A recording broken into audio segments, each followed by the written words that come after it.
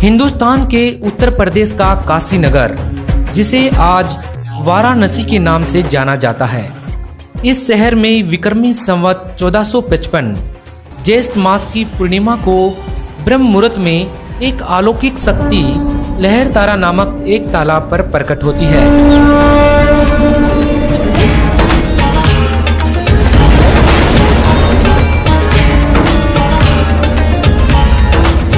जिसको ऋषि अष्टानंद जी नाम के एक ब्राह्मण अपनी आंखों से देखते हैं, जो कि प्रसिद्ध वैष्णव संत स्वामी रामानंद जी के शिष्य थे। कलयुग में पहली बार ऐसा हुआ कि जब कोई शक्ति बगैर किसी माता के गर्भ के इस संसार में प्रकट हुई। जी हाँ, वह शक्ति कोई और नहीं स्वयं कबीर साहिब जी हैं, जिनके बारे में हिंदुस्तान में लाखों लोगों के अलग अलग मत हो सकते हैं, लेकिन सच्चाई क्या है इसे जानने के लिए हमारी टीम ने काशी शहर का दौरा किया और जो तथ्य निकलकर सामने आए वो आपको हैरान कर देंगे। हम आपको इस वीडियो में विस्तार से बताएंगे कि जिस कबीर को एक कवि के तौर पर, एक संत के तौर पर या एक भगत के तौर पर जानते हैं, वह सही मायनों में पूर्ण परमात्मा है। जी हाँ, इस बात का दावा केवल हमारी टीम ही नहीं बल्कि सभी धर्मों के सतग्रंथ भी करते हैं, जो हमारे घरों में पूजनीय हैं, आदरणीय हैं। चाहे हिंदू धर्म की पवित्र वेद हो या मुसलमान धर्म की पवित्र कुरान, ईसाई धर्म की पवित्र बाइबल हो या सिख धर्म का पवित्र गुरु ग्रंथ साहिब। इसके अलावा हिंदुस्तान के नामी संत महात्माओं ने भी कबीर साहिब जी के बारे में अपनी अपनी वाणियों में विस्तार से बताया है। आज हम आपको काशी शहर का दौरा करवाएंगे और वहां के लोगों से भी रूबरू करवाएंगे। तो देखिए काशी शहर के लोगों का कबीर साहिब जी के बारे में क्या कहना है। सर, कुछ लोगों का मानना है कि कबीर साहिब जी का जन्म विधवा ब्राह्मणी से हुआ है। इस बारे में आप क्या कहेंगे? हम लोग बीजक जो पढ़ते हैं तो एक तालाब दिखाया गया, किसी तालाब में उनकी पैदाइश हुआ और वहाँ से नीरू और नीमा लेके इसी मठ में उनको लालन पालन किए, ज्ञान लिए कबीर चौरा से। सर, जो बच्चों का पाठ्यक्रम है उसमें जो कबीर जी का जीवन परिचय आता है उसमें लिखा हुआ है कि कबीर जी का जन्म विधवा ब्राह्मणी से हुआ है। इस बात में कितनी सच्चाई है? आपसे पहले ही कह चुके हैं कि लोग लिख देते हैं कि दंती है कि विधवा ब्राह्मणी के घर में, लेकिन किसी ने तो देखा नहीं था। यहाँ तो इतिहास तो सब लिख दिए है, लेकिन हम लोग मानने के लिए इसको तैयार नहीं है। लोगों का मानना है कि कबीर जी का जो जन्म हुआ एक विधवा ब्राह्मणी के गर्भ से हुआ। इस बात में कितनी सच्चाई है? अब ये तो नहीं, फूलों में हम बताते रहे हैं, फूलों में पैदा हुए, फूलों में समाप्त हो गए। तो यहाँ पर कबीर साहब का प्राकट्य स्थल है और यहीं पर वो आकर उनके माता पिता लाकर यहीं रहते थे। और ये उस समय का प्राचीन मंदिर है जो उस समय भी विद्यमान थे। यहाँ पर आश्रम, उस समय अष्टानंद करके यहाँ एक ऋषि हुआ करते थे, वो इसकी आश्रम है और ये मंदिर वो प्राचीन है। और ये आप देखेंगे पूरा तालाब है, ये लहरताल, ये गंगा और वर्ण 80 यानी कि ये और लहरतारा के जो तीनों चारों के बीच में जो है वो काशी है। जब लहर गंगा जी अपने पूरे लहर देखते थे बरसात में, तो ये पूरे भरा हुआ स्थल होता था। सर, हमारी किताबों में कबीर साहिब जी का जीवन परिचय आता है जिसमें लिखा हुआ है कि कबीर जी का जन्म जो विधवा ब्राह्मणी के गर्भ से हुआ है। इस बारे में आप क्या कहेंगे? ये तो सरासर ये ब्राह्मणों के अपने तरह से बनाया, क्योंकि विधवा ब्राह्मणी क्या होते तो उसकी खानदान सारी चीज पता होता और वो क्यों छोड़ के जाते उसकी सारी कुल का पता होता और तब वो नीरू नीमा को नहीं मिलते हैं। और क्योंकि ऐसा मान्यता है कबीर जी को प्रगट स्थल प्रगट है, ऐसा मान्यता है। और उनकी लास्ट में भी वही स्थिति है कि कमल के फूल में मिले और लास्ट में भी कमल हो गया, जो उनकी डेड बॉडी नहीं मिला जब काशी छोड़कर उन्होंने मगहर अपना, ऐसा मान्यता था कि मगहर में मरने से गधा होते हैं और काशी में मरने से मुक्ति होते हैं। तो कबीर जी ने उन्होंने इस भ्रम को तोड़ने के लिए काशी छोड़कर मगहर गया और उन्होंने अपने शरीर वहीं छोड़े, तो वहाँ भी उनकी डेड बॉडी नहीं मिली, उसकी जगह भी फूल मिले और जो फूल और चादर मिले तो फूल का मंदिर बनाया गया और वहाँ के जो मुसलमान शासक बिजली खापटा उन्होंने मजार बनाया और वहीं से कुछ फूल लाकर जहाँ कबीर जी रहा करते थे वहाँ पर एक समाधि दिया गया है। यहाँ पर ही ये जो अष्टानंद का विवरण आता है कि जब कबीर जी प्रकट हुए थे तो अष्टानंद को एक प्रकाश दिखा था, तो वो अष्टानंद जी यहीं पर बैठे तपस्या कर रहे थे। आज भी उनकी यहाँ पे अष्टानंद की, ये आप सामने देखिए, ये उनकी समाधि बनाई गई है। यहाँ से जो उनसे हम जानेंगे। सर, अष्टानंद के बारे में क्या बताएंगे आप? अष्टानंद जी उस समय जो ऐसा मान्यता थे कबीर जी को थे, वो उसकी एक तरह संरक्षक थे और वो यहाँ पर बैठते थे और बाद में उनकी ये समाधि यहाँ पर दिया गया। उस समय भी ये आश्रम हुआ करते थे। कबीर जी जब प्रकट हुए थे तो उन्होंने उन आंखों से देखा हुआ था, इस चीज का प्रमाण? हाँ जी, उन्होंने देखा था कि कुछ प्रकाश आया, फिर बाद में उनको नीरू नीमा को मिला तब भी पता चला। तो यहाँ पर दोस्तों अभी दिखाया ये अष्टानंद की यहाँ पे समाधि बनी हुई है। तो जो इतिहास में 600 साल पुराना इतिहास है, कोई ज्यादा लाखों वर्ष पुराना इतिहास नहीं है जिसको ना माना जाए। इससे अब एक चीज सिद्ध हो गया, ग्राउंड रिपोर्ट आपको दिखाई, इस पे स्पष्ट हो गया कि कबीर जी सशरीर प्रकट हुए थे। यहाँ के जो लोग हैं इनको मूल जानकारी है कि कबीर जी का किसी भी माता पिता से उनका जन्म नहीं हुआ था, वो सशरीर प्रकट हुए थे। तालाब से किनारे से यहाँ पे नीरू नीमा लेके आए थे। उनकी यादगार में यहाँ पे वीर सिंह बघेल ने ये यादगार बनाई और इसी स्थान पर यहाँ पर अष्टानंद, जब कबीर जी का प्रकट हुआ, जब आसमान से प्रकाश का गोला एक आया तो अष्टानंद ने देखा था, तो यहाँ पे अष्टानंद की एक समाधि बनी हुई है। काशी नगर का दौरा करने के बाद हमारी टीम उस स्थान पर पहुंचती है जिसे मगहर के नाम से जाना जाता है। उत्तर प्रदेश में स्थित मगहर स्थान इस बात का साक्षी है कि कबीर साहब जी सह शरीर सतलोक वापस चले गए। उनके शरीर के स्थान पर सुगंधित फूल ही मिले।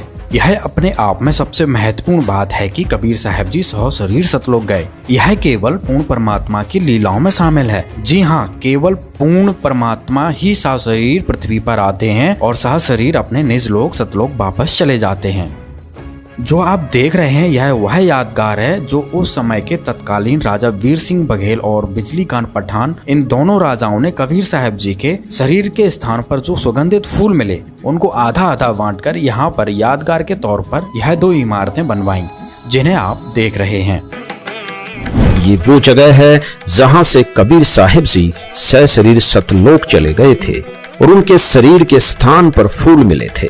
कबीर साहिब जी द्वारा दी गई मानवता की शिक्षा को सिरोधार्य करके हिंदू और मुसलमानों से उन फूलों को आधा आधा बांट लिया।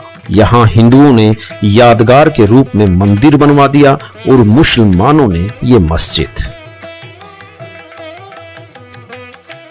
काशी और मगहर की यात्रा के बाद तथा इतिहास के प्रमाणों को देखते हुए स्पष्ट हो जाता है कि कबीर साहिब जी का न जन्म हुआ और न ही मृत्यु।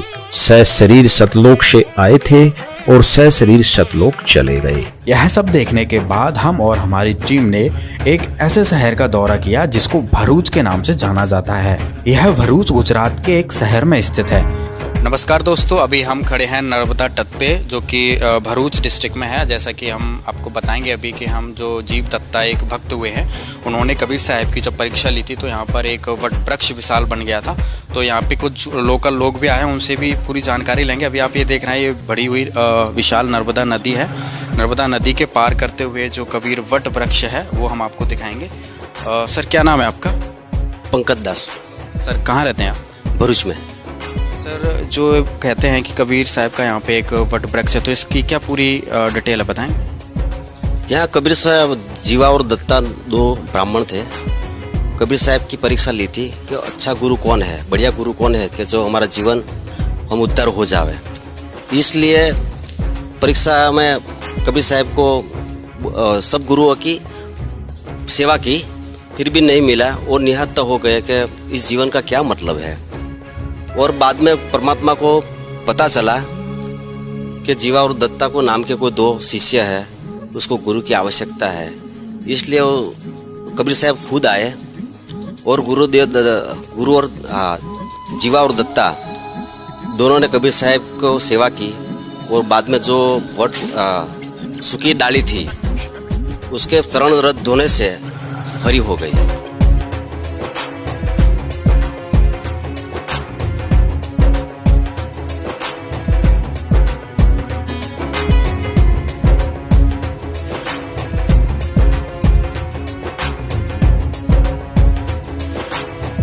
जैसे ये जगह है जहाँ कबीर परमात्मा आए थे एक समय, आज से 600 साल पहले। जीवा दत्ता जी 2 भगत थे उनको पूर्ण गुरु की खोज थी तो उन्होंने ऐसा किया कि पूर्ण गुरु की खोज के लिए एक सूखी पेड़ का डाली रोपा। हाँ, उन्होंने तय किया कि जो गुरु सच्चा होगा तो ये सूखी लकड़ी हरी हो जाएगी। तो ऐसा उनका संकल्प था। तो एक दिन परमात्मा कबीर साहब साधु वेश में यहाँ आए। तो दोनों भक्तों ने, दोनों भाइयों ने जाके उनके चरण स्पर्श किया और चरण धोए। तो उससे जो चरणामृत निकला वो उन्होंने लाके ये सूखी डाली में डाला। ये वो जगह है जहाँ पे उन्होंने सूखी डाली हाँ, ये वही जगह है, ये मेन जगह वही है। ये साथ में जो बना हुआ है तो ये है कबीर साहब जो संत रूप में आए थे वो यहाँ बैठते थे। आज उनकी निशानी रूप में चरण पादुका यहाँ है। ये चरण पादुका ओरिजिनल है या कैसी पता नहीं, लेकिन है चरण पादुका। यहाँ पर हमने वास्तव में वो देखा जो कबीर साहब जी की लीलाओं में पढ़ा था कि जीव दत्ता नाम के दो ऐसे भाई जिन्होंने सच्चे संत की परीक्षा लेने के लिए एक सूखी टहनी को अपने आंगन में लगाया और हिंदुस्तान के जितने भी संत, पीर, धर्मगुरु, महामंडलेश्वर थे, सभी का चरणामृत लेकर उस सूखी टहनी की तली में डालने लगे। उनका मानना था कि जिस भी संत के चरणामृत से यह सूखी डाली हरी हो जाएगी तो वे मान लेंगे कि वह पूर्ण संत है। लेकिन तमाम शंकराचार्यों, धर्मगुरुओं, मंडलेश्वरों, तमाम संतों के चरणामृत डालने के बाद भी जब टहनी हरी नहीं हुई तब वह निराश हो जाते हैं। उसके बाद जब वो दोनों भाई अपने घर में बैठे होते हैं तब कबीर साहब जी वहाँ घर की गली में प्रकट होते हैं। कबीर साहब जी को संत रूप में देखकर दोनों भाइयों का उत्साह बढ़ जाता है और कबीर साहब जी को अपने घर पर बुलाते हैं, उनका चरणामृत लेते हैं, जिसे उस सूखी टहनी की तली में डालते हैं। तो देखते ही देखते सूखी टहनी हरी हो जाती है और उस पर छोटे छोटे पत्ते निकल आते हैं। वह वृक्ष आज भी विद्यमान है और जो आप सामने देख रहे हैं यह वही वृक्ष है जो 12 एकड़ से भी ज्यादा जगह में फैला हुआ है। यह वृक्ष हिंदुस्तान ही नहीं बल्कि पूरी दुनिया में एकमात्र ऐसा वृक्ष है जो इतनी लंबाई और क्षेत्र में फैला हुआ है और आज भी ज्यों की त्यों उस स्थान पर है। ऐसी लीलाओं को देखने के बाद यह विश्वास हो जाना लाजमी है कि कबीर साहब जी ही पूर्ण परमात्मा हैं। इस तरह हिंदुस्तान में बहुत सारी ऐसी यादगारें हैं जिनको कबीर साहब जी की लीलाओं के तौर पर देखा जाता है। ऋग्वेद मंडल नंबर 9 और सूक्त नंबर 82, सूक्त नंबर 82 का अब हम नीचे आते हैं। मंत्र नंबर 1, सर्वोत्पादक प्रभु यानी सबकी उत्पत्ति करने वाला भगवान, प्रकाश रूप, तेजो में रूप वाला, उसका तेजो में शरीर है, सद्गुणों की वृष्टि करने वाला, पापों का नाश करने वाला, पापों को के हरण करने वाला, वह राजीव राजा के समान। ये राजीव राजा के, ये 269 पृष्ठ पर, ये 270 पर पढ़ाएंगे आपको, के समान दर्शनीय है, देखने जोगा दर्शनीय माने साकार, और वह पृथ्वी आदि लोक लोकांतरों के चारों ओर शब्दमान हो रहा है। वह वर्णीय पुरुष को जो दृढ़ भक्त है उसको पवित्र करता हुआ उसको प्राप्त होता है, मिलता है। जिस प्रकार विद्युत आकाशीय बिजली स्नेह वाले स्थानों को आधार बना के प्राप्त होता है। अच्छा, यहाँ देखना उसका उद्देश्य क्या है। ऋग्वेद मंडल नंबर 9 सूक्त नंबर 82 पर आगे हम पहला मंत्र पढ़ दिया, दूसरा और पढ़ाते हैं। हे परमात्मन, उपदेश करने की इच्छा से यानी ज्ञान देना आते हो, तत्व ज्ञान की इच्छा से आप महापुरुषों को प्राप्त होते हो और आप अत्यंत गतिशील पदार्थ के समान यानी बहुत तेज चलने वाले पदार्थ के समान हमारे आध्यात्मिक यज्ञ को प्राप्त होते हैं। आप कबीर देव हैं, आप कबीर देव हैं। जैसे ये देखिएगा 9 के 20 में कबीर देव लिखा स्पष्ट। ये देखिए ऋग्वेद मंडल नंबर 9 और सूक्त 20 का मंत्र 1, यहाँ स्पष्ट लिखा कबीर देव है, कबीर देव है, कबीर देव। जैसे यजुर्वेद ऐसे ही कबीर देव है, कवि र ऊपर है, देव है, कबीर परमेश्वर। वह कबीर, ये लिखना था, वह कबीर परमेश्वर है, वह कबीर परमेश्वर है। इतना इसका कवि का अर्थ मेधावी लिख दिया। कवि का अर्थ कहते कवि लिख दो, काव्यकार। मेधावी और सर्वज्ञ लिखने का अर्थ इसका अनर्थ कर रहे हैं। यहाँ लिखना था वो कबीर देव है कौन, सबका रक्षक है, विद्वानों की तृप्ति के लिए ज्ञान को देता है, बता, सहनशील है और संपूर्ण दुष्टों को संग्राम में तिरस्कृत करता है, यानी तत्व ज्ञान रूपी संग्राम में सबको हरा देता है। हम फिर आते हैं ऋग्वेद मंडल नंबर 9 के सूक्त नंबर 82 के मंत्र नंबर 2 पे।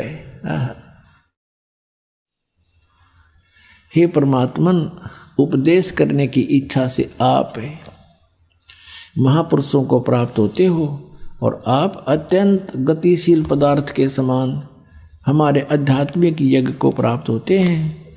आप कबीर देव हैं, आप कबीर साहब हैं, शुद्ध स्वरूप हैं। हमारे पापों को दूर करके हे अमर परमात्मा, हे सो मन अमर परमात्मा, हे परमेश्वर, आप हमको सुख दें। पुणात्मा कबीर साहब कहा करते, नौ मन सूत उड़ जिया, ऋषि रहे झक मारे, सतगुरु ऐसा सुलझा दे भाई, उलझे ना दूजी बार। कि ये ऐसा ज्ञान सुलझा देगा सतगुरु, यानी सच्चा ज्ञान देने वाला आध्यात्मिक टीचर, उसको सतगुरु कहते हैं। सतगुरु परमात्मा स्वयं आते हैं, वो सतगुरु की भूमिका भी करते हैं, सब ब्रह्मांडों का संचालन भी वहीं बैठकर करते हैं। और उन्होंने अपने अमृतवाणी सच्चिदानंद घन ब्रह्म की वाणी लिपिबद्ध करवा कर चले गए। उसको समझने की भी सबके बस की बात नहीं। इन वेदों को नहीं समझ सके तो उस वेद ने कैसे समझ लेगा आम आदमी? हो तो एक तत्व ज्ञान है। तो इस दास को बुद्धि दे दी कबीर भगवान ने, परमेश्वर कबीर जी ने, और इस दास को एक सच्चे ज्ञान देने वाला गुरु बना दिया, सतगुरु। वैसे तो सतगुरु वही हैं, पर अपनी कृपा से इस दास को कहते हैं गुरु मेर करे तो काग ते हंस बना दे। हम तक काग थे और कौवे से हंस उन्होंने ही बनाए हैं सतगुरु ने। अब वो परमात्मा, उसका नाम और क्लियर किया है। अब देखना इसी ऋग्वेद का, ऋग्वेद जो आर्य प्रतिनिधि सभा के द्वारा ही प्रकाशित है, उसी को हम पढ़ रहे हैं। ये यहाँ से प्रकाशित है, ये आपको पहले भी दिखाया था। बार बार ये दिखाना अनिवार्य है कि देखो भ्रमित ना कर दिया आपने कि वो अपने घर की बना रहा होगा। ऋग्वेद मंडल नंबर 9 सूक्त 96 पा गई बाम 96 पे। पहले 86 82 सूक्त पढ़ा था 9वें मंडल का।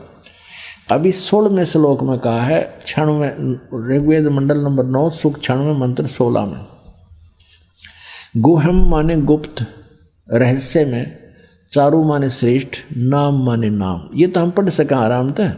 इन्होंने कुछ अपनी हिंदी भी कर रखी है। चारू माने श्रेष्ठ, गुहम माने सर्वोपरि रहस्य यानी सबसे गुप्त, और नाम माने नाम। इन्होंने तो कुछ भी अड़ंगा डाल दिया, तुम्हारी संज्ञा है। नाम का संज्ञा के मतलब नाम है, जो तुम्हारा नाम है। अब देखना, हे परमात्मन, सर्वोपरि रहस्य यह लिखना था, जो गुप्त, गुहम माने गुप्त, चारू माने श्रेष्ठ, ये लिखे रहे हैं। नाम माने नाम लिख लेंगे। ये तो उलझाने की चेष्टा की है। जो तुम्हारी संज्ञा है, जो हे परमात्मा, जो आपका रहस्य में गुप्त श्रेष्ठ नाम है, आप उसका ज्ञान कराए। है कोई इसमें उन्होंने कहा कि यजुर्वेद पढ़ना है, इब्ता हमने अक्सर आगे इनका यजुर्वेद भी पढ़ लिया। यजुर्वेद को कहा करते यजुर्वेद। अब वो हमारे लिए तो उंगलियां पाओगे, ये ज्ञान हमारे को परमात्मा ने पहले दे रखा है। हे परमात्मन, सर्वोपरि रहस्य यानी आपका विशेष रहस्य वाला, यानी गुप्त, जिसको किसी ने ना बेरा, वो श्रेष्ठ, नाम माने नाम, आपका जो नाम है आप उसका ज्ञान कराएं। आप उपासक लोगों से स्तूयमान हैं, स्वाभाविक शक्ति से युक्त हैं, विद्युत के समान ऐश्वर्य के सम्मुख प्राप्त कराइए। हमको प्राणों की विद्या का वेता बनाइए। हे सर्वशक्ति संपन्न परमेश्वर, हमको इंद्रियों के नियमन का ज्ञाता बनाइए। अब यहाँ देखिए, अब 17 में, इसमें 16 में पूछा है आप अपने श्रेष्ठ नाम का हमें ज्ञान कराएं, इतनी सी बात है। 17 में वो नाम बताया है, क्या लिखा है, शिशुम जगानम हरियंतम मर्दंती शुभंती वहीने मरुतो गणेन कबीर गिरभी कबीर गिरभी कावेना और कबीर संत सोमह पवित्रम अत्यति रेभन, इनके द्वारा हम ये लेते हैं।